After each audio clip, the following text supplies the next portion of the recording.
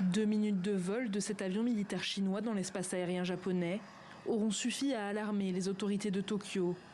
Repéré au large des îles d'Anjo, en mer de Chine orientale, cet appareil, un espion selon le Japon, a immédiatement provoqué la colère du gouvernement nippon.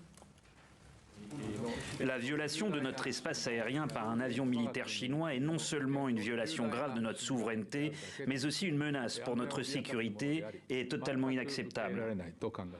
Quelques heures plus tard, Pékin affirme vérifier les faits reprochés à son aéronef, alors que le gouvernement nippon a convoqué l'ambassadeur chinois. Les deux parties ont maintenu la communication par les canaux de travail existants. Je voudrais également souligner que la Chine n'a aucunement l'intention de s'immiscer dans l'espace aérien territorial d'un quelconque pays.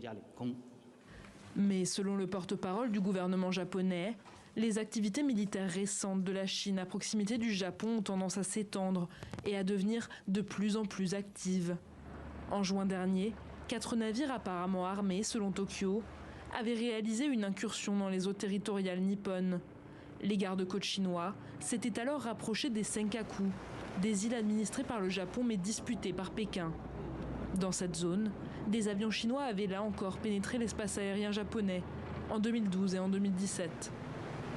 Ces dernières années, Tokyo a augmenté ses dépenses de défense face à l'influence économique et militaire croissante de la Chine dans la région.